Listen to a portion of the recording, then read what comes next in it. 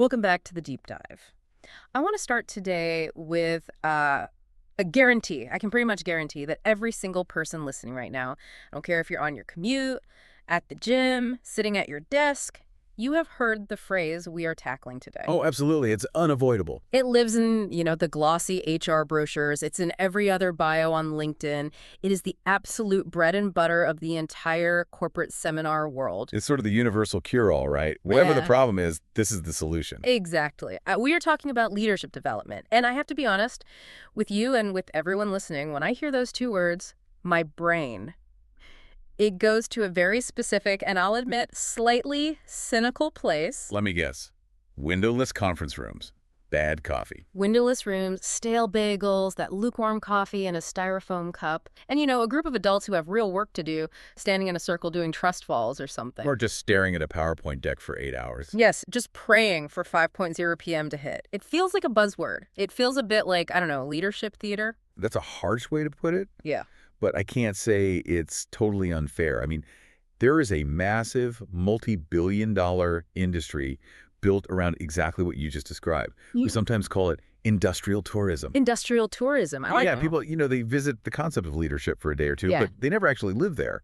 It often feels like it's selling snake oil. Well, that's our mission today. We've pulled together just a huge stack of research, academic definitions, structural models, all centered on the core mechanics of this thing. And we're going to see if there's anything real underneath all that jargon. Right. Is it just about sending managers to a seminar to check a box? Or are there actual, mechanics involved?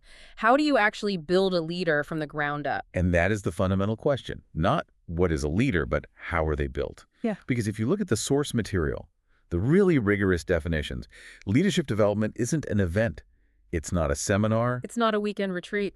No. It's defined strictly as a process to expand the capacity of individuals to perform in leadership roles. Okay, I want to pause on that phrase because it really stood out to me too. Expand the capacity. It sounds almost biological, like we're talking about lung capacity or muscle mass. That's a very deliberate metaphor. Yeah. Think about it physically. If you want to run a marathon, you can't just read a book about running. You have to literally, physically expand your cardiovascular system's ability to handle the stress. You have to put in the miles. You have to tear muscle fibers so they grow back stronger. The definition here suggests that leadership is the same. It isn't about learning a trick or a life hack. It's about fundamentally stretching an individual's ability to handle more complexity, more stress, more ambiguity without snapping. And the definition doesn't stop there. It tells us why we need this expanded capacity. It says it's for facilitating the execution of strategy, building alignment, and this is the one I really want to get into, winning mindshare. Winning mindshare. Yeah, it's a fascinating term to see in an academic definition. It sounds so aggressive. It sounds like something from military doctrine or maybe a marketing campaign. Why is that word winning in a definition of leadership? Because leadership at its core is an active influence in what is basically an attention economy. In any organization, you have 1,000 things competing for every employee's attention. Their email, Slack notifications. Their personal life, the gossip going around the office, their own anxieties about their mortgage. A leader has to cut through all of that noise. You have to literally win the mind share to focus that collective mental energy on the actual strategy. If you can't win their minds, you can't lead their actions. You're just another voice shouting into the void. Okay, so this brings us to the first really big question. If we're talking about winning minds and executing strategy, who are we actually talking about? Because when I say leader, the listener is probably picturing the CEO, The corner office, yeah. the person with the reserved parking spot, the one at the top of the pyramid. That's the default setting for most of us, typically. But the literature we're looking at today, it makes this really critical binary distinction. It splits it in two. You have the formal roles, and then you have the informal roles. Let's break those down. Formal seems pretty obvious, right? That's the hierarchy. That's the org chart. Formal is the org chart, exactly. It's the person who has the official authority to hire, to fire, to set the budget. They have the title on their business card. They have the right to make decisions, and, maybe more importantly, they carry the liability for the results. Right, if the ship sinks. The captain is the formal leader who is held responsible.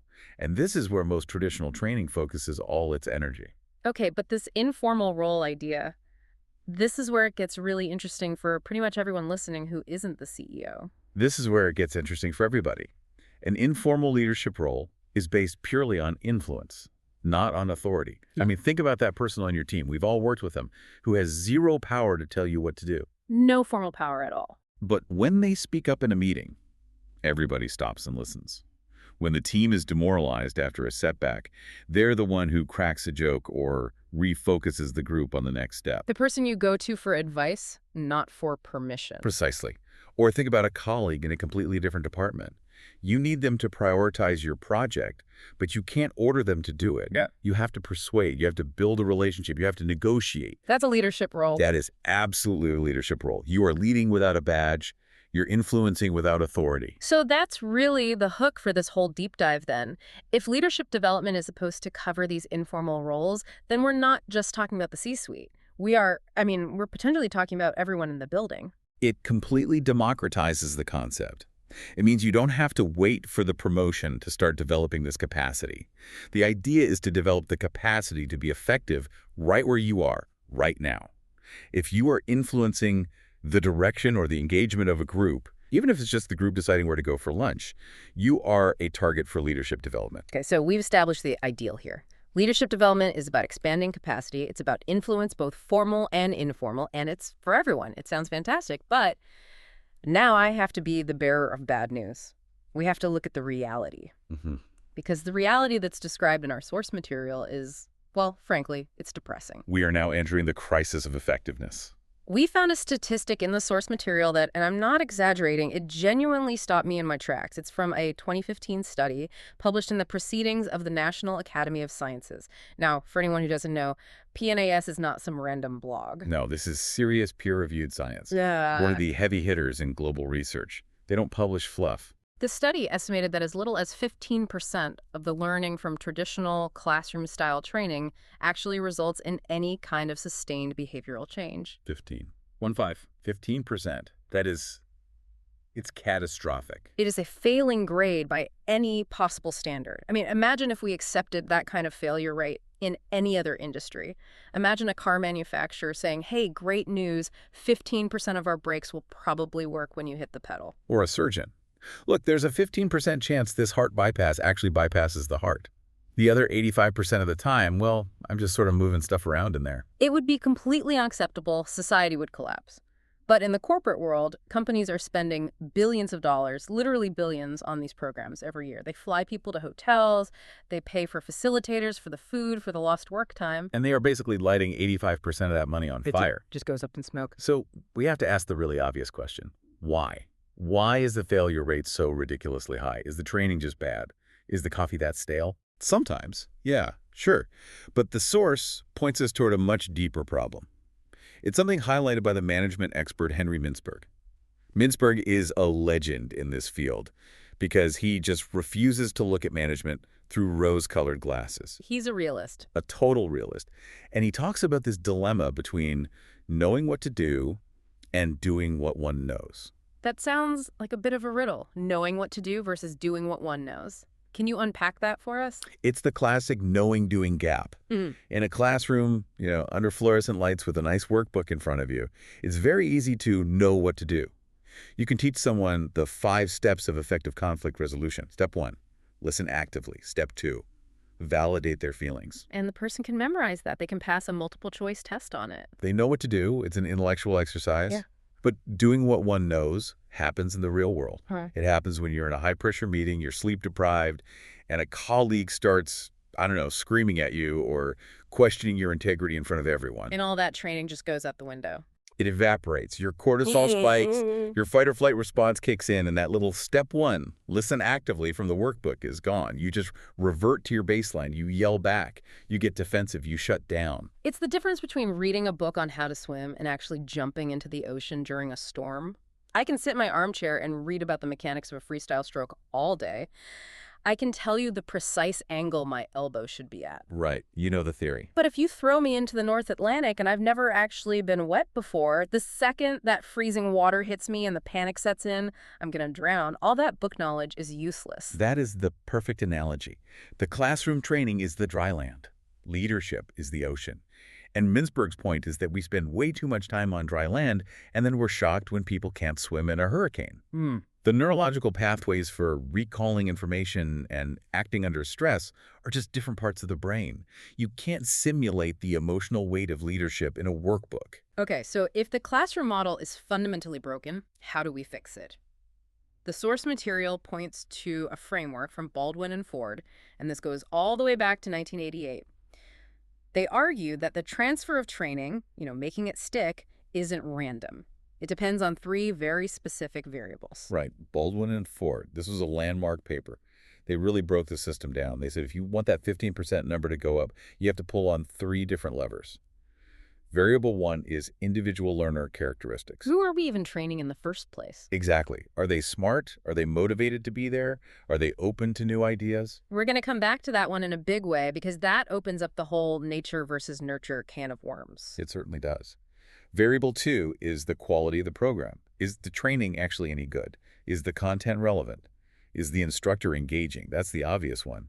Companies spend all their time and money here, tweaking the slides, hiring a more charismatic speaker. But it's variable three that really caught my eye. This feels like the silent killer, the assassin in the shadows of these development programs. Variable three, support for behavioral change from the supervisor.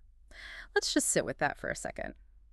Support from the supervisor, not from the trainer, from the boss back at the desk. This is where we get the soil analogy. You can take a prize-winning seed, that's your high-potential employee. You can give it the best possible nutrients in the perfect greenhouse, that's your fancy training program. But then you have to transplant that seed back into the real world. And if the soil in the garden, which is the supervisor's environment, if that soil is toxic, the seed withers and dies. Can you walk me through a scenario? What does that toxic soil look like in practice? Okay, so imagine you go to a leadership course. You learn all about empowerment. The trainer tells you that you should trust your team more, let them make more of their own decisions. You come back to the office on Monday morning, you're all fired up. You're ready to empower. You're ready to empower. You go to your boss and say, hey, I learned this great new technique for delegating decision-making. I really want to try it out with the team on the new project. And the boss says...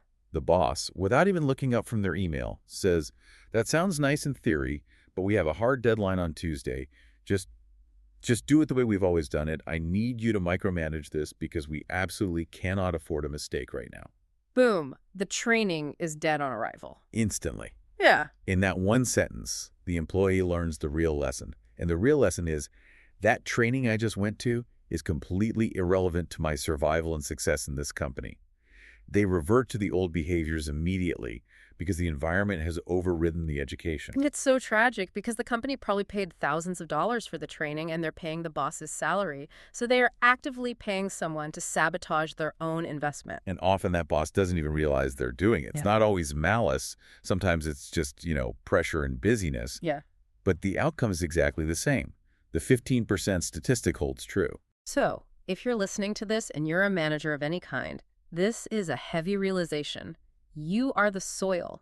You are the single biggest variable that determines whether your company's investment pays off or is just wasted. It implies that a manager's job isn't just to, sign the expense report for their team to go to training. Their real job is to create the space, the psychological safety, and the active encouragement for them to use the training when they get back. If you aren't doing that, you might as well just burn the money on the parking lot. Okay, let's rewind to Baldwin and Ford's variable one, the individual learner, because this raises a question that I think makes a lot of people uncomfortable. Can everyone be a leader? Oh, yes. If we fix the training and we fix the supervisor support, can we turn anyone into a great leader? Or are some people just not built for it? This is the age-old nature versus nurture debate. It's controversial.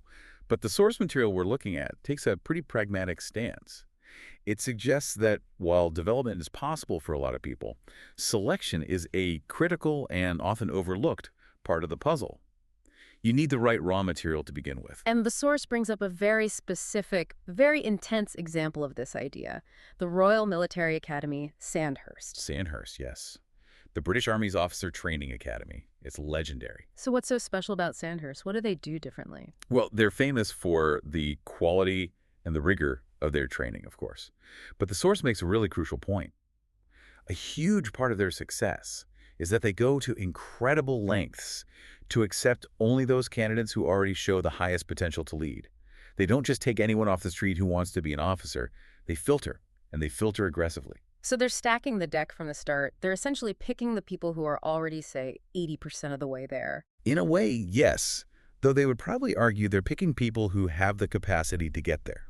It's like, you can't teach someone to be 7 feet tall to play basketball. There are certainly underlying traits that act as a foundation for everything else you build on top. Okay, so what are those traits? What are they looking for? If I want to know if I have the right ingredients to be a leader, what does the research say I should be looking for in the mirror? The source lists several key personality traits that are consistently associated with successful development. Some are pretty obvious. Motivation to learn.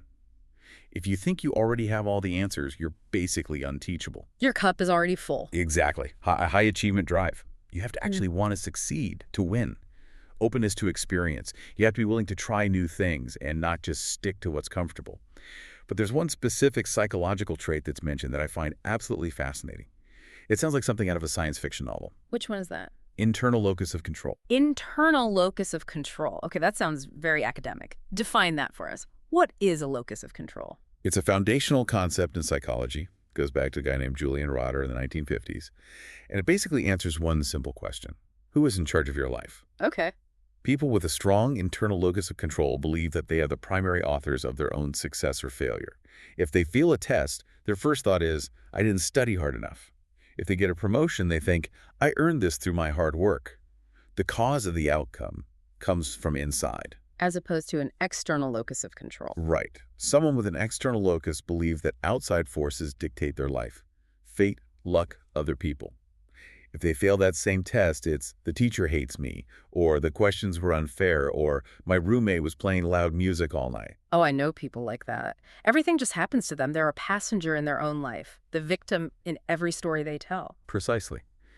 And the research is very clear that for leadership development to be effective, you need someone with an internal locus. And just think about why that is.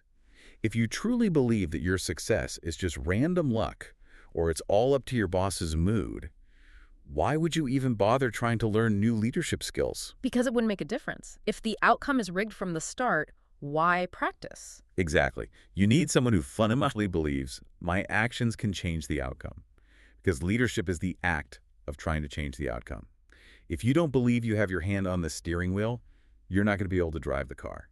That's a really powerful takeaway. If you want to be a leader, you have to own your outcomes, even the bad ones. In fact, especially the bad ones. Absolutely. And the last key trait mentioned is self-monitoring, which is basically the ability to read the room, to sort of see yourself from the outside, to have that little voice in your head that says, oh, I'm boring these people, I need to speed up, or I'm coming across as too aggressive here, I need to soften my tone. So the source says that supervisors should be conducting an individual assessment of these traits.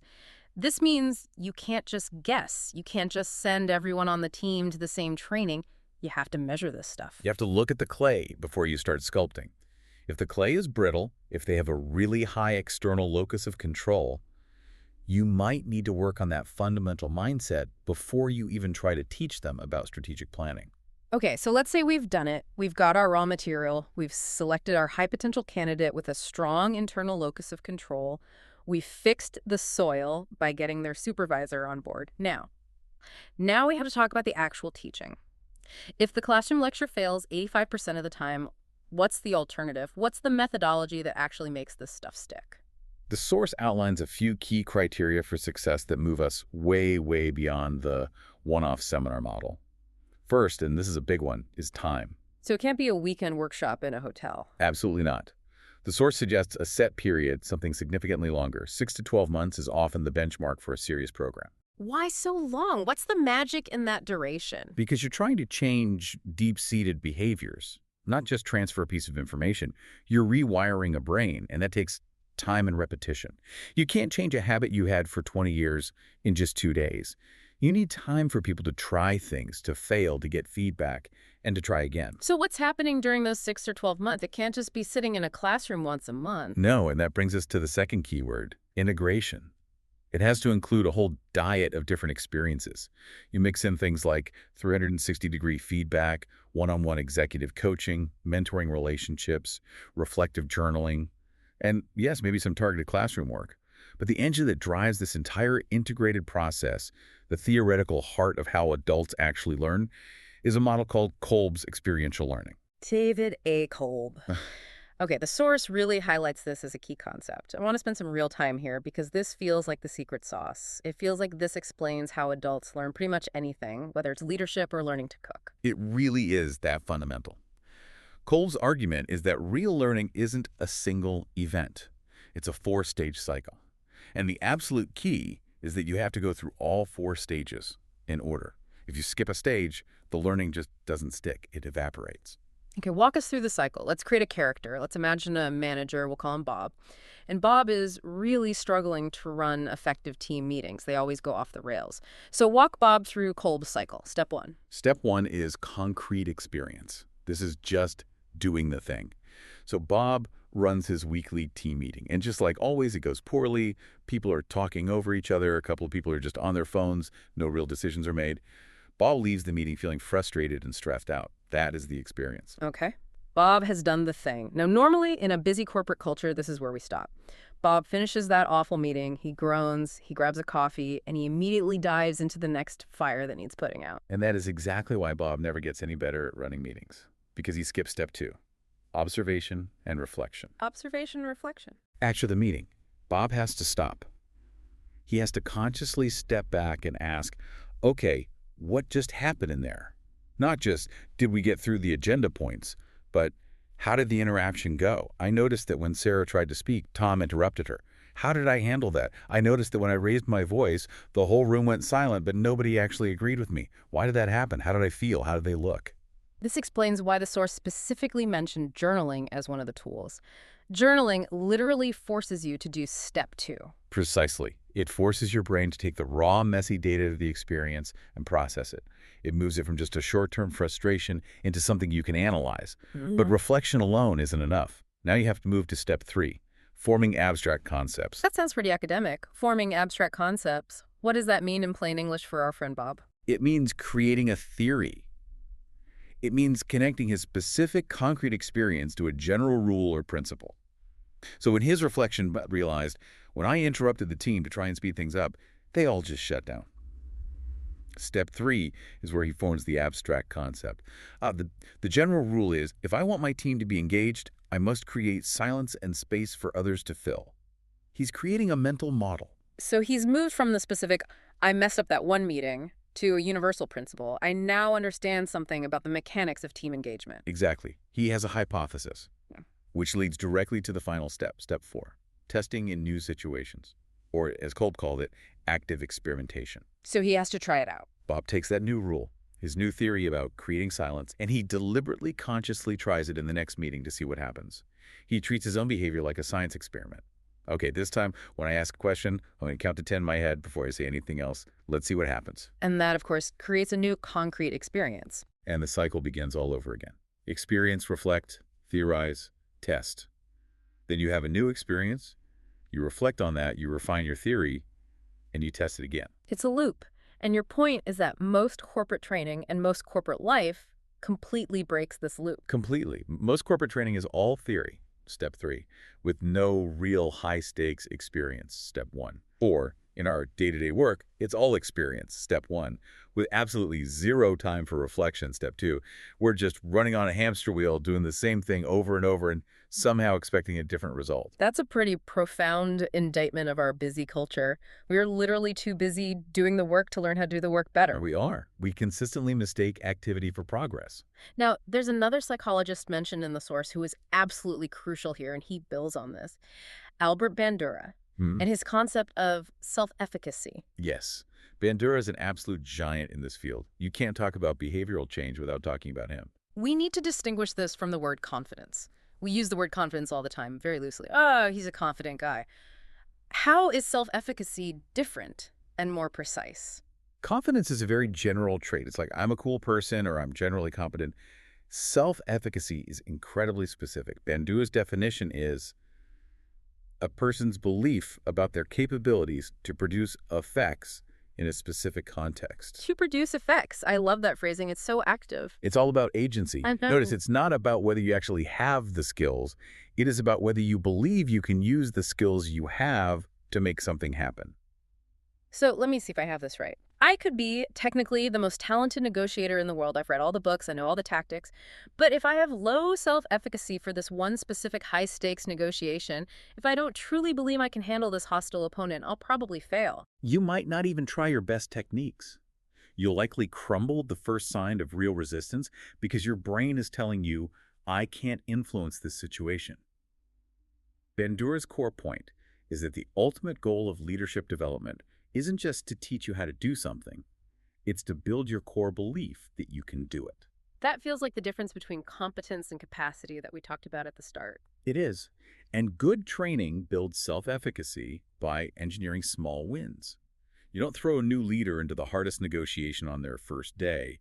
You let them try a small one, succeed, and think, hey, look at that, I produced an effect. That little belief fuels the next, slightly harder attempt. It's about spiraling upward with evidence of your own effectiveness. So we've built the individual leader, we've selected them for the right traits, we've trained them using Kolb's cycle, and we've built their self-efficacy. But the source material makes this really interesting pivot at this point. It introduces a subtle, but as it turns out, crucial distinction. The difference between leader development and leadership development. It sounds like, semantic wordplay, doesn't it? Just adding ship to the end. But it actually represents a massive conceptual shift in the entire field. Okay, break it down for us. Leader development, singular, no ship, is everything we've been talking about so far. It's focused on developing the person, improving Jane's skills, making John a better communicator. That's what we call developing human capital. Okay, that makes perfect sense. Leadership development, on the other hand, is about the collective. It focuses on the connections, the alignment, and the systems between the people. It treats leadership not as a trait that one person has, but as a property of the group. It's about developing social capital. So you could have a team full of amazing individual leaders. Everyone has gone through the best leader development programs. But if they can't work together, if they all hate each other, if they aren't aligned on the goal, you have terrible leadership. Exactly. I mean, look at professional sports. We see so-called super teams, all the time rosters, packed with future Hall of Famers who can't win a championship because there's no cohesion. They have incredibly high human capital, but very low social capital. Leadership development tries to build those interpersonal linkages. It asks, how does this team make decisions? Not just, how does the boss make decisions? The source brings up a really fascinating cultural example of this collective approach. It talks about a concept called employeeship, and it comes from, of all places, Sweden. Yes, the Scandinavian model. It's very different from the US or UK approach. Employeeship. It sounds a little clunky in English, but the concept behind it is beautiful. What does it actually mean? It's based on this really simple but radical idea that the qualities that make a good leader, things like integrity, commitment, good communication, taking responsibility for your work, are actually the very same qualities that make a good employee. So instead of drawing this hard hierarchical line and saying, I am the leader, I am special and different, and you are the employee, we are here to follow, they basically say, we are all in this together practicing employeeship. It's about minimizing the gap. The source notes that this strategy involves bringing the leader and the team together to actively explore their similarities rather than constantly focusing on their differences and the hierarchy. And the source mentions this works particularly well in a place like Sweden because of what it calls small power distance. Right. Power distance is a cultural dimension identified by the researcher Geert Hofstede. In high power distance cultures, think of many Asian or Latin American countries, the boss is seen as a hierarchical authority figure. You don't question them, they are fundamentally different. But not in Sweden. In low power distance cultures, like Sweden or Denmark, the boss is often seen as just a colleague who happens to have a different set of responsibilities.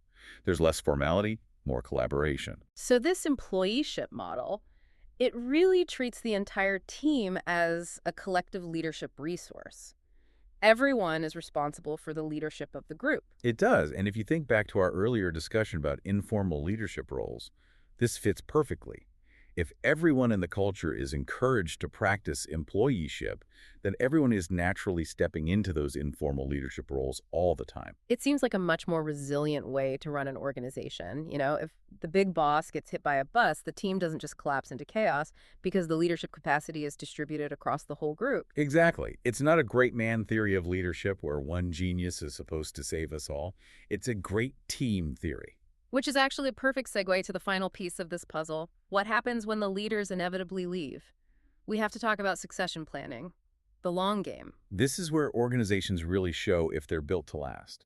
It's where they live or die over the long term. So the source defines it, simply, as developing high potentials to take over critical roles.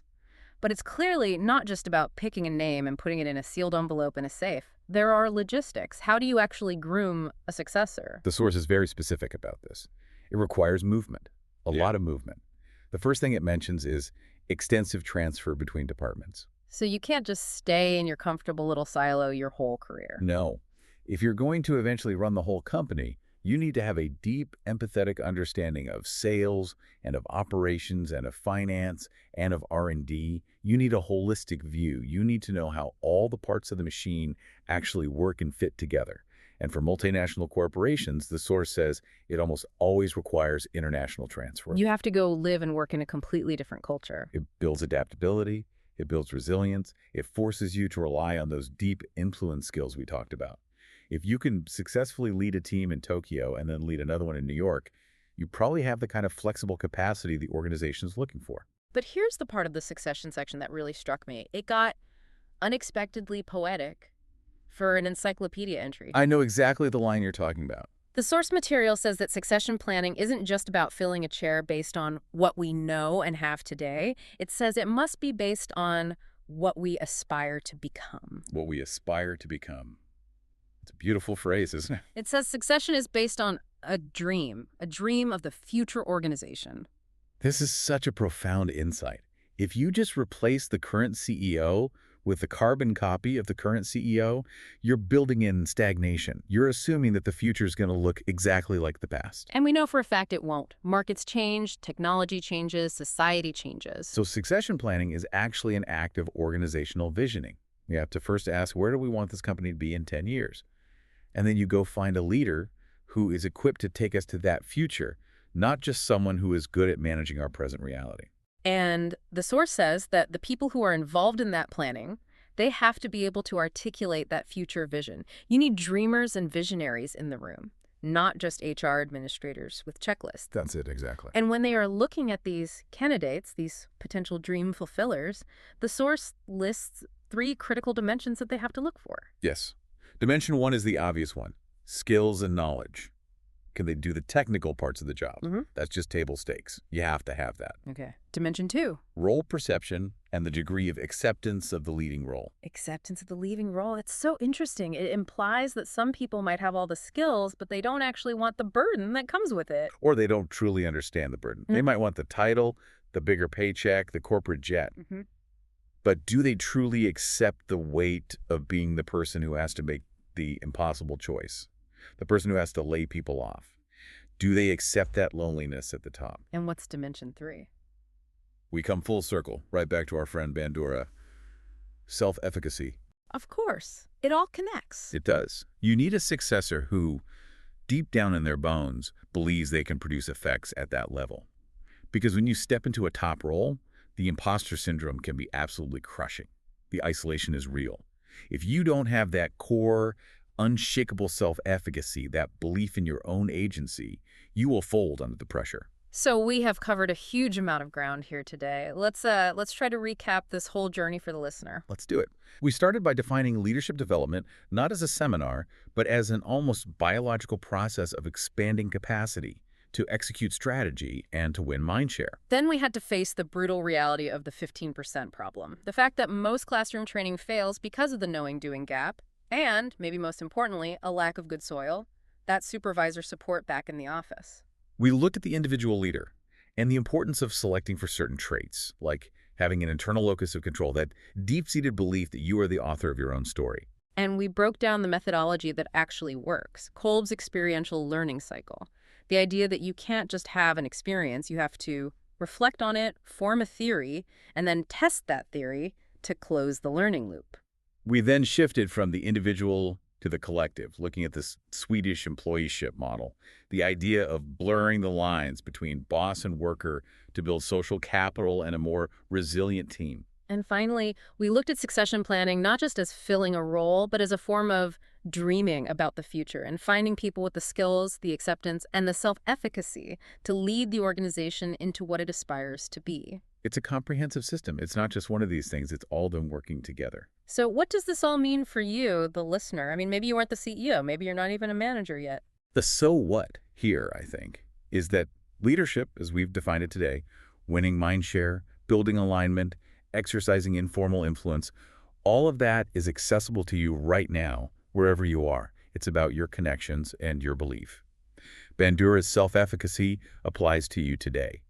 Do you believe you can produce effects in your environment? If the answer is yes, you are already on the path. And I want to leave you with one final thought, something to mull over that connects that idea of the internal locus of control with the employeeship concept. Go for it. We know that 85% of training fails because supervisors don't create the right soil to support it. But if leadership is really about informal influence, can you be the soil for your peers? That is a fascinating question. Think about it. If your colleague goes to a training course and comes back all excited with a new idea and your boss just ignores them, can you be the one who goes over and asks, hey, what did you learn? That sounds interesting. How could we use that here? Can you be the support system that helps make their training stick? You can be the supervisor's support, even if you aren't the supervisor. Exactly. You can lead from the side. You can create a microculture of employeeship just by supporting the growth of the people right next to you. And if you do that, well, I think that might just be the best leadership development program of all. I couldn't agree more. Thanks for diving deep with us today. We'll see you next time.